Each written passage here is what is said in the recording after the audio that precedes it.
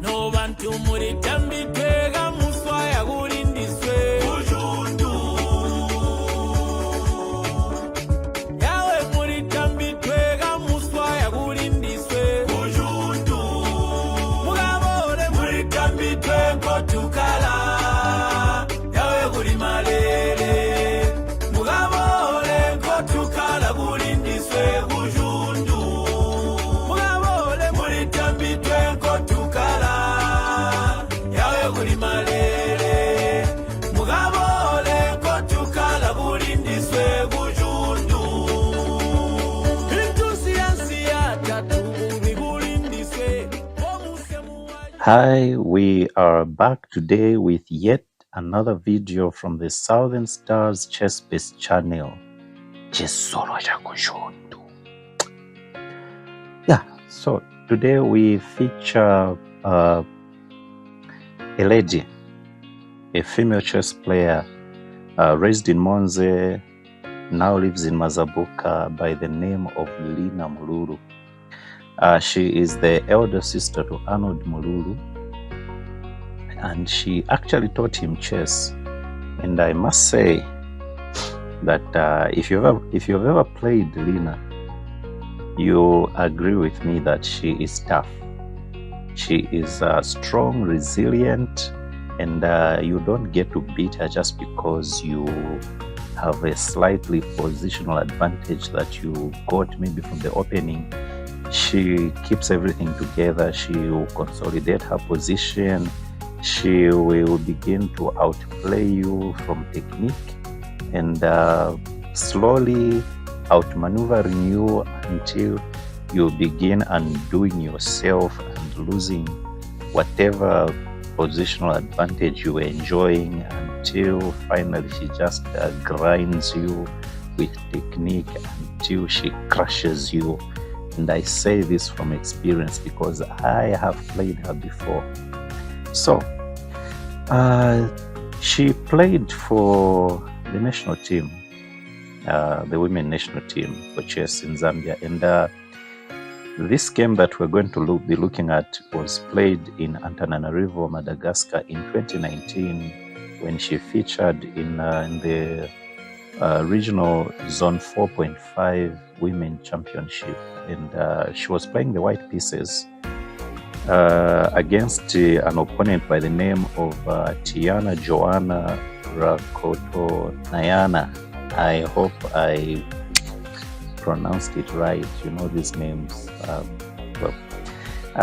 In case I didn't, you can let me know in the comments. So the game went as follows. It's Linah playing the white pieces. She opens with e4, and then we have e5, knight f3, knight c6, bishop c4. We have the bishops opening on the board. Knight f6, d3, just defending the pawn, and then black strikes in the center with g5, e takes d5, knight takes d5, and then c3. There was a game that was previously played where white simply just castled, and then we had bishop to g4, h3, kicking the bishop, bishop to h5, and then rook to e1, bishop to e7, preparing to castle short, and then just g4, again kicking the bishop, then bishop to g6, and then knight takes on e5, knight takes on e5, rook takes on e5, knight to b6, hitting the bishop goes to b3, and then castles, then knight to d2, king h8, and everything was okay for white, who was enjoying a better positioning here, until white played knight to f1. So here white needs to place this knight on f3, where it can just keep an eye on these squares around the king, because with the chasing around of the bishop, with the pawns moving in front of the king, white's king is not very safe. So it's very important for this knight to be on f3, just to keep some defense and protection for the king. So in any case, after knight to f1, and now black was able to just seize the advantage and went bishop to d6, attacking the rook. Rook drops to e1, queen h4, occupying those very squares that should have been guarded by the knight. And then queen is forced to f3 to give some protection, and then now f5, threatening to burst open the f file, and g5 is practically forced. And then now we have bishop to h5, and as we can see, black has managed to just get a hold of the squares around the white king, and black went on to win this game. So this game was played in 2017 between Adiban and Guyen in the World Championship Rapid in Riyadh 2017. Okay, so back to our game. After c3 by Linah, now we have knight to b6, then bishop to b3, just avoiding exchanging with the knight, and then bishop to g4. So in this position, we have instances where white has played a4,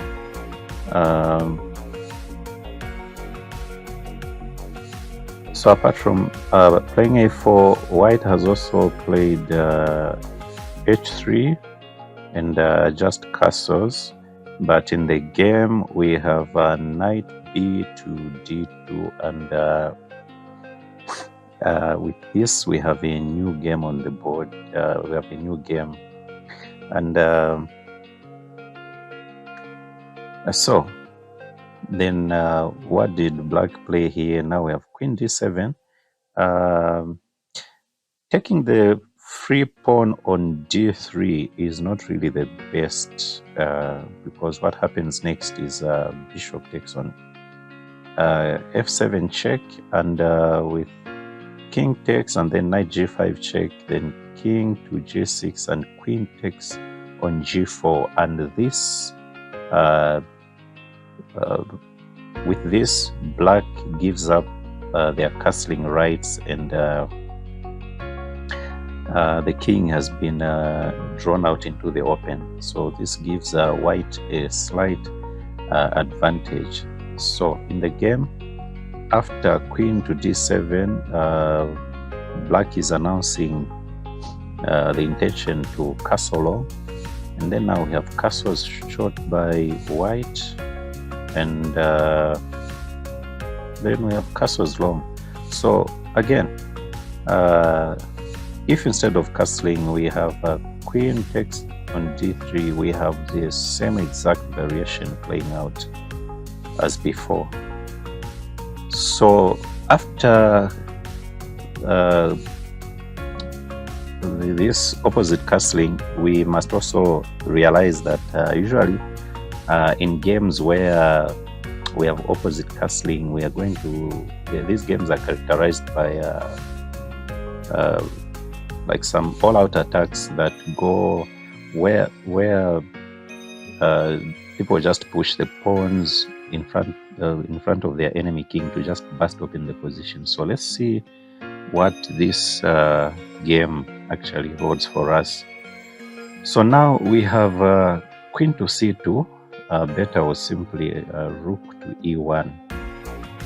So after queen to c2, now black plays f5. So here black should play f6, just keeping the center solid with the e pawn protected in the center. So we are going to see exactly how this becomes a major part of actually the strategy that turned the game around for white. So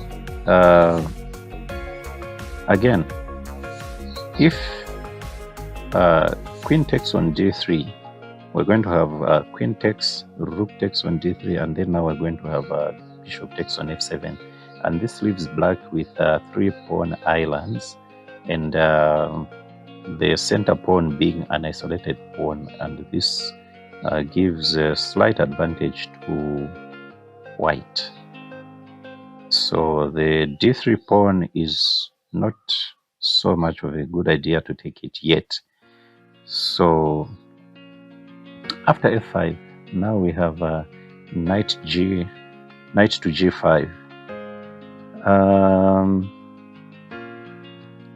Just giving up the pawn, the d pawn on d4 is a stronger option, because this pawn is actually gone anyway.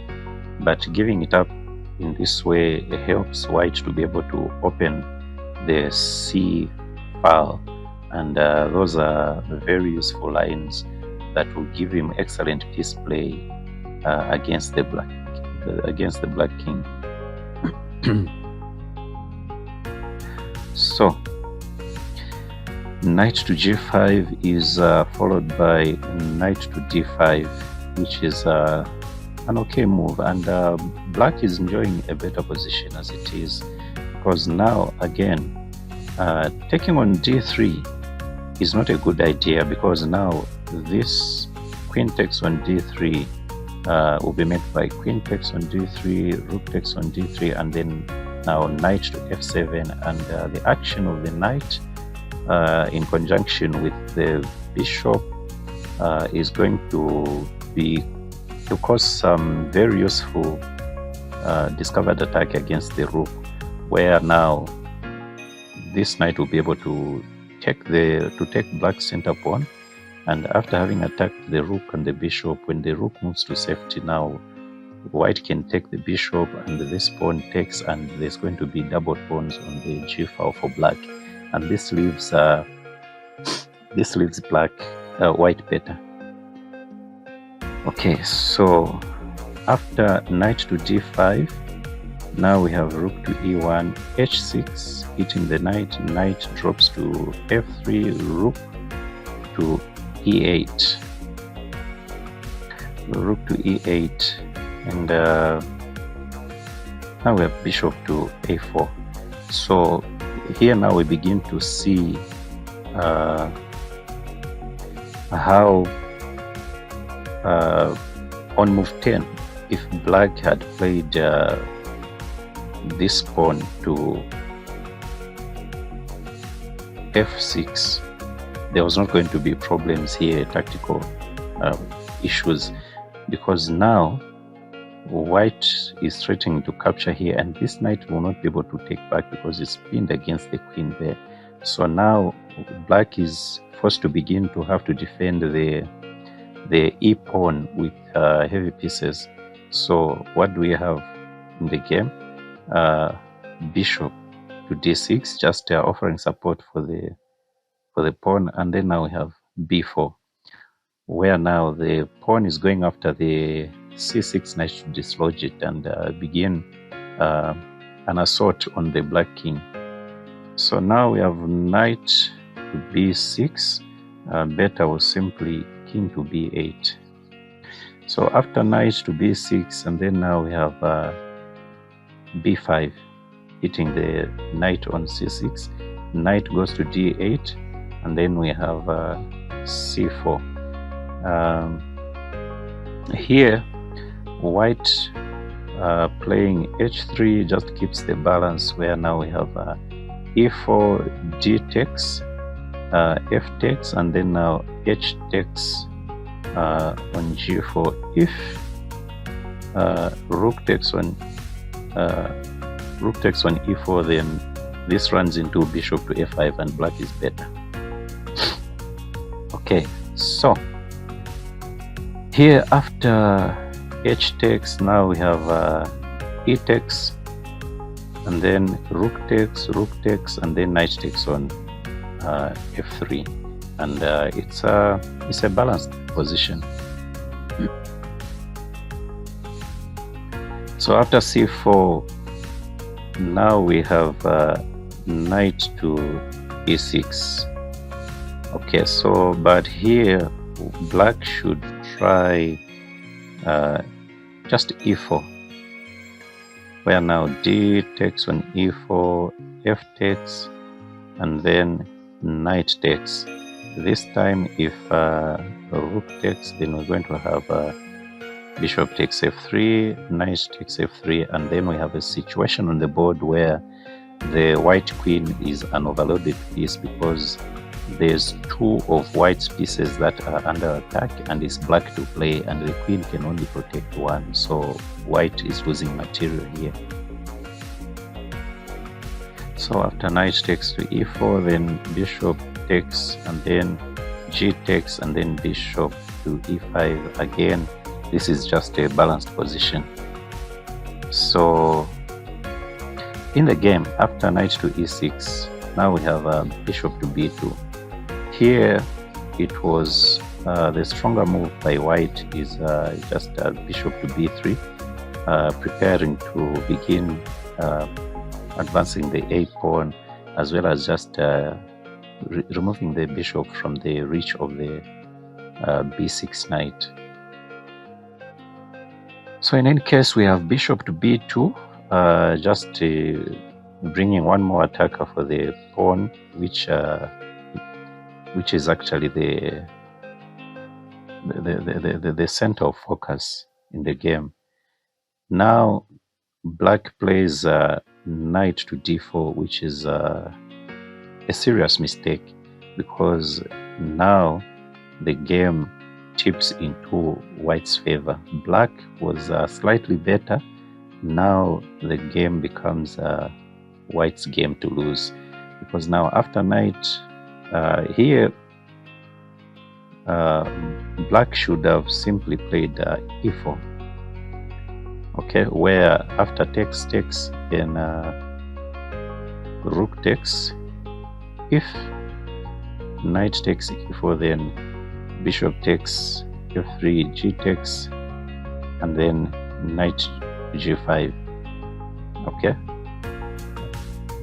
If then after rook takes, then we have bishop to a5. So in all the variations, white stays ahead.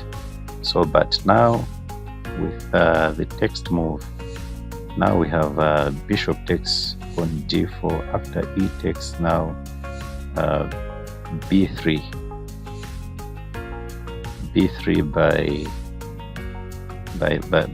by white. So b3 here, here white should just go c5, just forking the bishop and the knight. So but in any case, after bishop b3, we have now bishop to b4 again. This is not so accurate. What black should try bishop to c5. So bishop to c5, apart from just offering protection for the d pawn, also just helps block this pawn from advancing and causing some serious problems against the black king's position. So now with the text move, so we have rook takes. After rook takes, then we have c5, and now white's assault on the black king is going to be decisive. So now we have knight to d5. If black could have tried bishop to c3 just to block this foul again from the white queen. So but in any case, we have knight to d5, and now simply c6, hitting the queen, and then queen goes to e6. If pawn takes, then there's pawn takes, then queen to d6, and then now bishop takes d5, queen takes d5, and then queen to b2. After bishop takes on f3, then simply queen takes on b4, and we have these serious threats against the black king. So after queen to e6, now we have knight takes on d4, hitting the queen. C takes b7, king takes b7, check, queen takes, pawn takes, and then king a6, then bishop takes d5 is also something to consider. So after knight takes on d4, now we have queen to e5, and then now c takes on b7, check, king takes on b7, and then now queen to c6, check, king to c8, and then now bishop takes on d5. Bishop takes on d5, and now white's attack is breaking through. So bishop takes on d2, queen a8, check, and then king to d7. Now here you must be able to observe that actually white is not so safe, because the king is closed, is blocked by his own pawns, and if white were to be careless here, she can be given a back rank mate. For example, if let's say queen takes on a7, then would have queen e1 check, rook takes, and then rook takes, and this is a checkmate. So how does white continue here? So we have bishop to c6, check, and after the king moves, and then bishop takes on e8, then now there's no more back rank threats because the rook has been eliminated. So now we have queen takes on d4, and then now we have queen e6 check, but white could also have gone queen to d8 check, and after queen moves, simply queen takes on d4. So after queen e6 check, then king e7, now rook to b1, and not queen takes on c7 check, because now simply king takes on e8, and then queen c8 check, king e7, and this is just drawish. So after rook to b1, now there's bishop to a5, and then rook to c1, then king goes to f8, and then now we have bishop to g6, just vacating the e8 square for the queen. This threatens checkmate in one. So what does black play? Queen to e5, just guarding that square. Then now we have queen to a8 check. After king to e7, now we have queen to e8 check, king d6, now rook to c6 check, king d5, and now queen to d7 check. And here black must give up their queen, because really there's nowhere for the black king to go. So after queen to g6, now rook takes on d6 check, and then pawn takes, and now queen e6 check, king e6, bishop e8. Stronger was the move or the continuation, queen to e8 check, king d5, now queen to e3, then bishop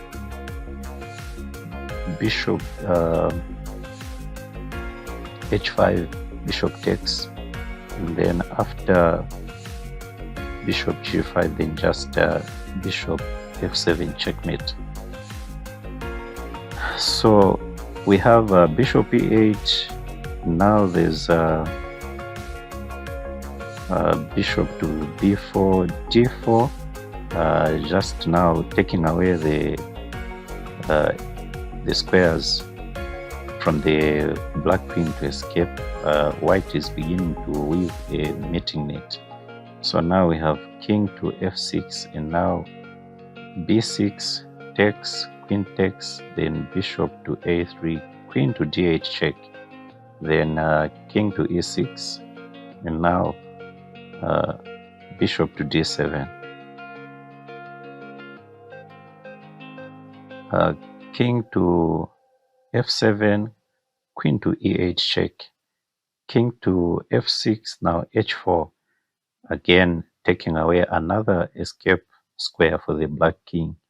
So now white is threatening checkmate in one, and so black is forced to play g5, just creating one more square to escape to, and then now queen to e6 check, king g7, bishop to e8, g takes, and then now just queen to g6 check.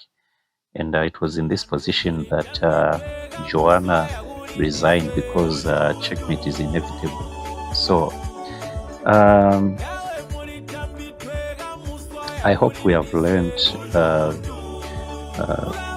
we've learned something from this game, and we're able to draw some inspiration from it. And if you've enjoyed this game, this video, please leave a like and a comment in the comment section below, and let me know your thoughts over the game and basically everything that we're doing here. And please remember to subscribe and just hit the notification bell so that you can always be notified whenever we post new content.